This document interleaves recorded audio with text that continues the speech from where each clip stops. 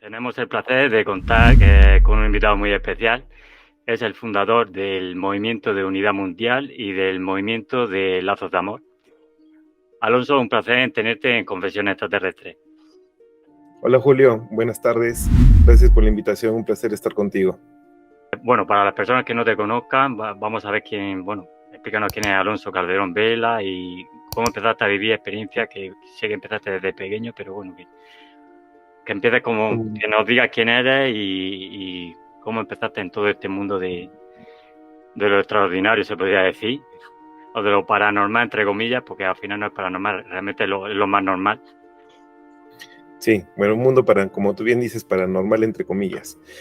Soy psicólogo, decidí estudiar psicología para entender un poco más los procesos de la mente humana y también para encontrar algunas respuestas a lo que llamamos enfermedades físicas, pero que desde mi perspectiva siempre han sido mensajes de la vida o grandes maestros que te quieren enseñar algo, ¿no? Y que por lo general tienen un origen emocional, mental, que se manifiestan o se somatizan en nuestro cuerpo físico. Como tú mencionas, mi niñez fue atípica, fue distinta. Desde que tengo uso de razón, me tocó tomar conciencia de una civilización, de una sociedad distinta a la nuestra. Recordaba una familia distinta a la que yo tenía. Estos recuerdos se daban de forma consciente y se manifestaban o se clarificaban también a partir de sueños, ¿no?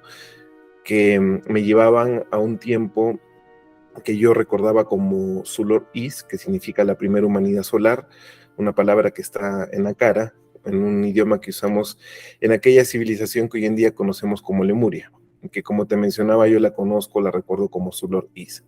Bueno, pues como entenderás, Julio, mi niñez fue atípica, fue distinta. Abría los ojos, veía otra familia, veía otra casa, veía otra sociedad y tenía recuerdos que muchas veces estaban enfrentados entre sí. Fue al inicio, la verdad, un proceso algo difícil poder entender o interpretar estas dos realidades, puesto que mis recuerdos parecían haber sido de la semana pasada, pero al tomar conciencia de mi familia actual, de la casa, del lugar donde vivía, pues no había mucho punto de compatibilidad, ¿no? Pero con el paso del tiempo, y con la ayuda de lo que llamamos seres extraterrestres, yo prefiero llamarles seres multidimensionales, creo que encaja mejor dentro del concepto de la esencia misma de estos seres, pues pude ir entendiendo que esos recuerdos o esas imágenes, ideas que yo tenía en mi mente, correspondían a lo que llamamos, entre comillas, vidas pasadas, y que para mí no son vidas pasadas, puesto que el universo funciona en un eterno presente, ¿no? Y que el pasado, presente y futuro es un concepto muy humano, creado por nuestra mente para interpretar las experiencias que vivimos de forma lineal. Pero ya que el pasado no existe, bueno, esas vidas se están suscitando, según mi perspectiva, en mundos paralelos, en un eterno presente, en donde distintos yos están experimentando eso que llamamos Lemuria, otros Atlántida y la vida en este mundo y demás, ¿no? Entonces, básicamente, creo que mi vida se suscitó en eso, en recuerdos de otros tiempos, en experiencias de contacto, que saliendo de la adolescencia a los 19 y 27 años se manifestaron físicamente con seres extraterrestres e intraterrenos, y bueno, que al final me dieron cierta conciencia de cuál era mi responsabilidad en este mundo, cuál era mi plan evolutivo diseñado por mí mismo para esta realidad y que estoy tratando de cumplir en este momento. ¿A qué edad empezaron a clarificarte estos seres que eran recuerdos de otra existencia? Bueno, una parte de esa parte de tu existencia, se podría decir. Me pasó algo curioso. Cuando yo tenía 7, 8 años, tenía un amigo imaginario al que yo llamaba Wedbrut. No sé si realmente se llamaba así, pero me imagino que es el nombre o la forma de interpretar el nombre que tenía de niño, ¿no? Uno de estos días en los cuales yo me encontraba jugando, mi pasatiempo favorito era llegar de casa, cambiarme el uniforme del colegio y ponerme a jugar con mis juguetes, muñecos, bueno, como acá le llamamos así, ¿no? Soy hijo único, así que ese era mi pasatiempo favorito. Mientras jugaba, yo conversaba con lo que yo llamaba amigos imaginarios. Y recuerdo que un día jueves, este ser llamado Wedbrut me dice mentalmente que debía alistarme porque mi mamá iba a venir a recogerme dentro de una hora. Bueno, eso me pareció algo ilógico porque mi mamá es odontóloga y yo sabía que ella estaba en su consultorio y no me iba a poder recoger. Pero el mensaje fue tan insistente y la verdad es que no me dejaba jugar tranquilo, que en un momento un poco molesto, yo le pregunto también mentalmente, ¿y para qué mi mamá me va a venir a recoger? No tiene lógica.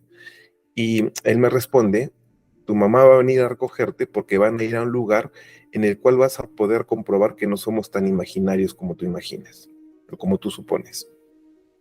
Efectivamente, mi mamá llegó a la hora con un amigo suyo con el cual practicaban recepciones psicográficas de los que ellos llamaban ángeles. Este señor estaba muy inmerso en algunos grupos espirituales o logias místicas, y es que por invitación de estos ángeles, de los cuales mi mamá y su amigo recibían mensajes, su amigo, su esposa y mi mamá fuimos a un lugar que está como a 1 hora de la ciudad de Arequipa, al Valle de Vítor, y a las 7:30 de la noche, estando estacionados al costado de la carretera, apareció una luz bastante intensa que comenzó a manifestar movimientos erráticos, aumentó en tamaño y se posicionó por encima del vehículo. Para mi mamá y para sus amigos, pues recuerdo que fue como una confirmación de la existencia de la vida espiritual, una manifestación angélica, ¿no? Y para mí, basado en mis recuerdos y en la información que llevaba dentro, era pues una nave extraterrestre. Regresamos en el vehículo hacia la ciudad de Arequipa, nos fuimos hacia la carretera, esta luz comenzó a seguir el vehículo hasta que en un momento redujo su tamaño y desapareció. Entonces, esta experiencia a mí me ayudó a comprobar que realmente estos seres estaban muy presentes, no solo conmigo, sino con mi madre, con mi entorno en general, y me ayudó también a afianzar un poco más la relación con mi mamá, ya que ella me pudiera entender mejor respecto a todas las cosas que le contaba y que eran algo atípicas o distintas para un niño de mi edad, ¿no? Y ya a los 19 años, en compañía de algunos amigos, pude entrar a un Sendra, un portal dimensional espacio-tiempo que ellos crean, para vivir una experiencia de contacto físico, tener físicamente frente a mí a un ser llamado Zenón, que viene de Serpicán, del Can Mayor, del Sol de Adara, una experiencia hermosamente traumática. Digo hermosa porque me permitió comprobar realmente que todo lo que había vivido, recibido era real, aunque lo intuía y lo sentía muy dentro de mí, y traumática porque por el condicionamiento mental que vamos teniendo a lo largo de nuestra vida en esta sociedad, pues estas experiencias, como tú bien dices, que forman parte de la naturaleza humana, nos han hecho creer pues que son fenomenológicas o ajenas a nosotros, ¿no? Wow. Wow. O sea que tu madre se dio cuenta con ese, estoy entendiendo que es como que se produjo un contacto programado, estoy entendiendo, y tu madre fue allí o algo de eso. Sí, fue un encuentro programado por dos fuentes en paralelo, por lo que a mí me dijeron que mi mamá venía a recogerme y por los mensajes psicográficos que mi mamá y su amigo habían recibido para citarlos en este lugar.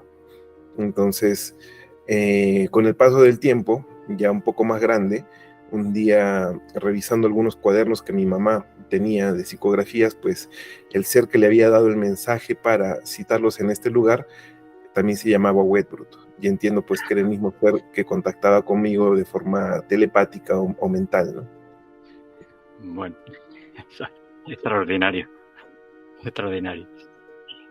Bueno, Alonso, explícanos. Hoy hemos venido a hablar sobre el despertar del dragón blanco. Me imagino que estos son unas enseñanzas que a lo largo de los años pues ha ido, no sé si que te han ido transmitiendo o ha ido recordando de esas existencias anteriores. Explícanos, bueno, explícanos cómo te ha ido llegando esta información y explícanos esta información que realmente es muy, muy importante. En el mes de noviembre del año pasado, comencé a recibir gran cantidad de información que nos hablaba de dos acontecimientos muy importantes y trascendentales que se iban a desarrollar en el año 2023.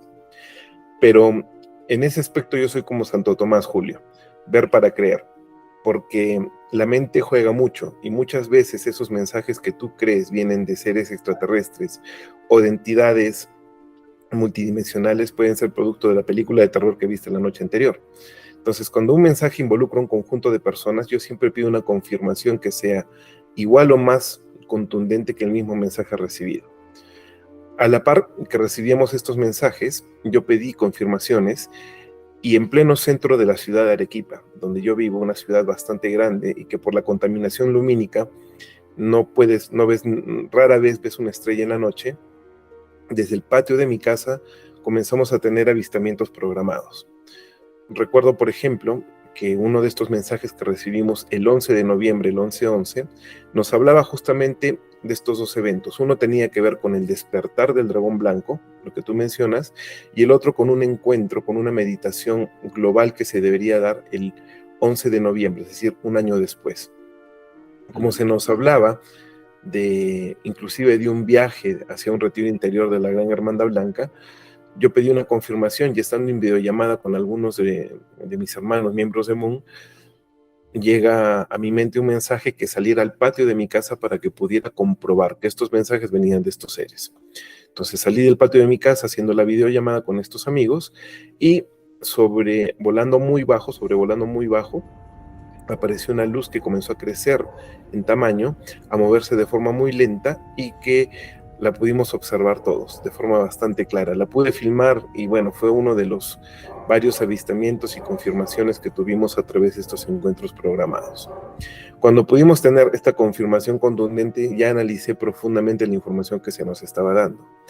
Y el mensaje recibido hacía referencia a que el 9/9, el 9 de septiembre, debíamos ir a un lugar que es conocido dentro del mundo espiritual como el mítico Paititi, el corazón del corazón, que no es otra cosa que un retiro interior que está bajo el dominio y la custodia de la Gran Hermandad Blanca de nuestro mundo. En este mensaje se nos decía que debíamos ir a activar el corazón del dragón blanco. Hasta ese momento, yo siempre he tenido mucha afinidad con los dragones, pero nunca ha sido una afinidad basada en conceptos o en ideas claras, sino más intuitiva o guiadas por un sentir. Yo no sabía mucho de dragones, por no decirte que no sabía nada. Pero poniéndome a investigar y haciendo algunas prácticas de meditación, fui comprendiendo que este mensaje hacía referencia a una energía, a una conciencia que se ha manifestado desde el inicio de la existencia del ser humano y que ha acompañado nuestra evolución a través de las distintas humanidades que se han desarrollado sobre nuestro mundo. Una energía que, dentro de los muchos nombres que ha recibido a lo largo de nuestra historia, también ha sido llamada el dragón blanco. Esta energía es como el kundalini del planeta, ¿sí? Se dice que el ser humano, por lo menos lo plantean las filosofías orientales, posee una energía llamada kundalini, que está representada por dos serpientes que ascienden por nuestros chakras, motivando el despertar de nuestra conciencia. De igual manera, nuestro planeta, que es un ser único, consciente y con inteligencia propia, posee también una energía kundalini y posee 12 chakras o 12 centros energéticos. Esta energía que nosotros llamamos el dragón blanco es el kundalini de la Tierra, esta energía primordial que recorre cíclicamente nuestro planeta, alojándose en las grandes cordilleras de nuestro mundo, motivando el despertar de la conciencia humana, accionando directamente sobre las distintas civilizaciones que han existido a lo largo de nuestra historia. Estas energías han influido directamente sobre Lemuria, sobre Mu, sobre la Atlántida, sobre Hiperbórea y las demás civilizaciones, culturas que se han desarrollado sobre nuestro mundo. Esta energía que llamamos dragón blanco ha estado en Europa en un tiempo algo lejano, motivando el desarrollo de este continente. De ahí se posicionó a la gran cordillera de Asia, Camboya, los Himalayas, toda esta zona. Curiosamente, estas zonas del mundo son el punto referencial de todo el conocimiento espiritual que hoy en día la humanidad posee, ¿no? Cuando hablamos de meditación, cuando hablamos de temas espirituales, cuando hablamos del desarrollo de la conciencia, automáticamente nuestra mente relaciona todos estos conceptos e ideas con la zona de oriente de nuestro mundo. Y es que cuando la energía que llamamos dragón blanco se ha posicionado en un territorio determinado, a través de la vibración que esa energía genera o promueve, estimula el despertar de la conciencia humana. Pero para entender bien realmente qué es el dragón blanco o qué representa para la humanidad, creo que como gran parte de las ideas o conceptos que propone el ser humano, debemos ir al origen mismo de la palabra. La palabra dragón proviene de dos términos: Draco, Onis, que hace referencia a la serpiente antigua, al conocimiento sagrado, y al verbo draconis, que significa ver con claridad o poder observar con claridad. La palabra dragón en sí, más allá del animal mitológico que representa, simboliza en su origen etimológico más profundo la idea de poder ver con claridad el conocimiento sagrado o la sabiduría. Entonces, esta energía es aquella que nos permite ver con claridad aquel conocimiento sagrado o aquella sabiduría que está dentro de nosotros y en nuestro propio entorno. Los dragones han sido relacionados a mitos y leyendas que se esparcen a lo largo de la humanidad, a lo largo de todo nuestro planeta. Siempre, por ejemplo, Julio, las leyendas de los dragones se han vinculado mucho a ser seres protectores de doncellas, princesas o mujeres en peligro, ¿cierto? Y es que en realidad el dragón como tal es una energía que custodia, protege y asiste a la energía femenina representada esencialmente en nuestro planeta, en la madre tierra. Es un gran custodio de la energía de nuestro planeta, es un vigilante de la tierra, de nuestra madre espiritual. Los dragones siempre se han relacionado también dentro de las historias como los protectores de grandes tesoros, de oro, de joyas y demás. Y que creo que en realidad, más allá del valor o del objeto en sí, hablando del oro o joyas, es lo que simboliza o lo que representa, puesto que el oro representa el conocimiento y la sabiduría, la verdadera historia del ser humano, ¿no? También se les menciona como custodios de lugares mágicos, de tierras que se encuentran más allá de la comprensión humana y que fácilmente harían referencia a los mundos espirituales o inclusive a los retiros interiores mismos de nuestro planeta, que son los grandes archivos de nuestra verdadera historia.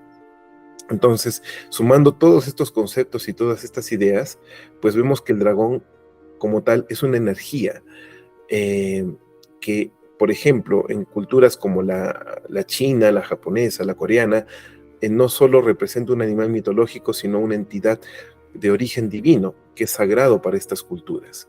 Entonces, hablar del dragón como tal es hablar de una energía divina, ancestral, custodia de nuestro planeta, que representa el Kundalini de la Tierra y que recorre cíclicamente nuestro mundo en cada era, posicionándose en las grandes cordilleras, y que cuando esta energía se posiciona en estas zonas, motiva el despertar espiritual de toda entidad viviente que haya nacido o que se haya desarrollado en esta parte del mundo.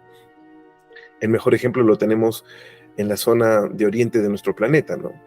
Ahora, cuando la era de Piscis comenzó a llegar a su fin y la era de Acuario comenzó a desarrollarse en nuestro tiempo, esta energía, como te menciono, es cíclica, comenzó a manifestarse, comenzó a exteriorizarse y a movilizarse hacia la gran cordillera de América, desde la zona de Alaska, pasando por Canadá, Centroamérica, Sudamérica y terminando en Chile.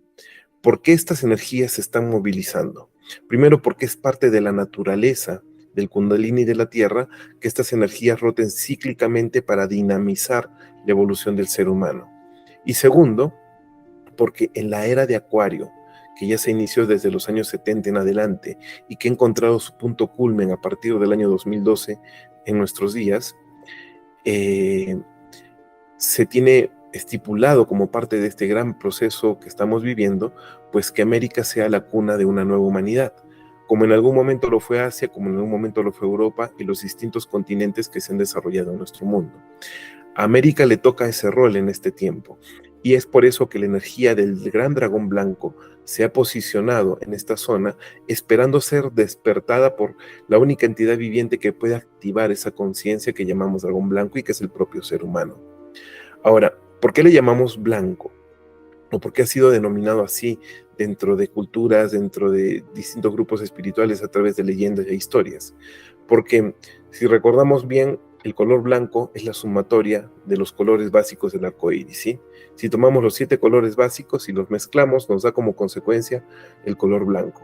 De igual manera, si tomamos las energías primordiales que sustentan la creación y fusionamos estas energías en una sola vibración, esa energía o esa vibración va a ser el color blanco. Entonces el blanco representa la unidad, la integración de todas las energías y vibraciones esenciales del mundo, de la existencia misma. Entonces, lo que representa en sí el dragón blanco es esta energía ancestral que representa el cúmulo o la unidad de las energías esenciales de la creación y que están aquí en este momento para motivar el despertar del ser humano en esta parte del mundo y desde aquí inspirar ese proceso de cambio y transformación al resto del planeta para crear una nueva sociedad humana. Efectivamente, eso creo, bueno, eso creo, porque ahí en Sudamérica ahora mismo es una explosión a todos los niveles, tanto, digamos, lo más básico que serían estos objetos voladores no identificados, porque es realmente desde 2012, creo, ¿no? Cuando empezaron ya a haber unos avistamientos realmente espectaculares en México y compañía, y toda esa zona hasta nuestros días, no es normal. O sea, no lo veo normal, y eso, y los mensajes que estáis transmitiendo los seres humanos que vivían allí realmente son transformadores. Claro, y en realidad América como continente es el punto de partida de un gran proceso de transformación, pero que involucra a todo el mundo. Sí. El nexo que nosotros hemos tenido con el viejo mundo, por llamarlo de alguna manera, ha sido la energía que se genera en tu país, en España, y que ha sido un puente de conexión entre la vieja energía y la nueva energía para producir una simbiosis que le permita al ser humano tomar lo mejor de cada experiencia para motivar el despertar de su propia conciencia. Entonces el proceso es global. El activador está en América, pero el proceso que se tiene que generar se va a desarrollar a lo largo de nuestro mundo. ¿Cuánto tiempo va a llevar este proceso? O sea, hemos empezado como has dicho, en los años 70, esa energía se ha trasladado a lo que es América, y explícanos un poco el proceso, cómo va a ser. Si dibujamos simbólicamente un dragón, bueno, vamos a ver que el dragón tiene como parte de su estructura fisiológica la nariz de un perro, los cuernos de un alce, el cuerpo de una serpiente, las escamas de un pescado, las garras del águila, los bigotes de un bagre, etcétera, etcétera, hasta la melena de un león. El dragón está constituido por distintos animales desde la perspectiva oriental, animales que también en estas culturas representan atributos, virtudes o cualidades del ser humano. Entonces el dragón también representa el despertar de esas virtudes. La cola del dragón estaría posicionada en la zona de Alaska y vamos descendiendo, extendiendo el cuerpo hacia la parte de el norte de América, Centroamérica, y hablamos de que la cabeza del dragón estaría cerca a Chile y parte de las extremidades superiores en Perú, Colombia y toda esa zona. Este proceso de activación de la energía del dragón y como consecuencia de las cualidades o virtudes que integran a esta conciencia va a ser un proceso paulatino, no va a ser un proceso inmediato.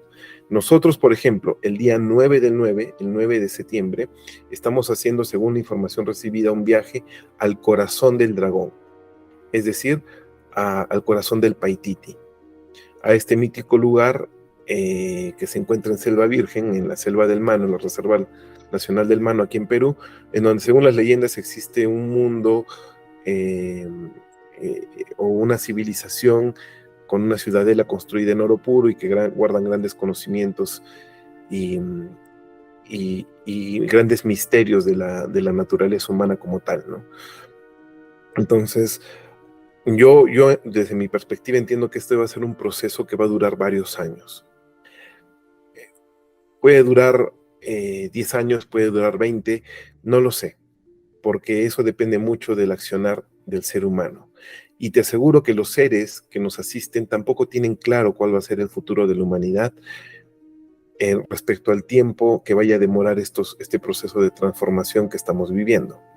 Yo en lo personal estoy seguro de que el ser humano ha hecho las cosas necesarias y ha creado las condiciones básicas para crear un futuro en donde la paz, la libertad y el equilibrio se manifiesten como una realidad en nuestra sociedad. Lo que no estoy aún 100% seguro, de lo cual tenga total claridad, es qué camino estamos eligiendo para llegar a ese tiempo de verdad, de unidad, de hermandad y de libertad. Puede ser que elijamos un camino muy polar de conflictos, un camino de sometimiento o un camino de equidad y de equilibrio, ¿no? Existen muchos caminos, muchas líneas de tiempo que todavía no se definen con claridad, pero que a la larga nos van a llevar hacia el mismo futuro. Lo que sí tengo claro es que el año 2025, según la información recibida y según lo que hemos accedido, al conocimiento que hemos accedido también de nuestros propios recuerdos y registros, es un tiempo que va a representar el final de una etapa de oscuridad, de esclavismo, sometimiento, para dar inicio a un nuevo proceso de libertad y cambio. Realmente, todo lo que nosotros hagamos entre el año 2012 y el año 2025, que es como una especie de tiempo prueba o tiempo cero, tiempo de adaptación entre una era y otra, nos va a ser como las semillas que sembremos y que después del 2025 vamos a cosechar de forma multiplicada. Nuestro futuro inmediato es incierto y depende mucho del accionar en el presente del ser humano. Nuestro presente como tal es una consecuencia lógica de nuestro pasado y nuestro futuro es una consecuencia lógica de nuestro presente. Y nuestro futuro está en constante transformación porque lo que estamos manifestando hoy en día aún no es lo suficientemente claro o lo suficientemente objetivo como para que ese tiempo de libertad se manifieste ya de forma concreta. Vamos hacia eso, pero no tengo claro aún cuál sea el camino que vayamos a desarrollar. Es como tener que subir una montaña y esa montaña nos lleva a ese tiempo de libertad, de unidad, de conciencia que todos deseamos y que todos merecemos como seres humanos. Pero para subir la montaña tenemos 3 caminos. Un camino directo lleno de espinos y piedras, un camino más benévolo nos da ciertos puntos de descanso para poder tomar agua, alimentarnos, y tal vez un camino más directo que nos cueste un poco más en temas de exigencia física, pero nos lleve más rápido a esa cima que todos deseamos llegar, ¿no? Sí, perfectamente, o sea, lo ha explicado muy bien. Pero sí o sí, por lo que tú estás diciendo, al final vamos a llegar a ese camino. Sí, estamos viviendo un proceso cíclico que se ha dado en distintas humanidades y que nos va a permitir vivir un proceso de despertar espiritual como surgió también en otras sociedades humanas. La gran diferencia es que, por ejemplo, en tiempos de Lemuria, en tiempos de la Atlántida, cuando se cumplieron estos ciclos de 25.000 años, después de que estas sociedades llegaron a su punto culmen, vivieron un proceso de destrucción.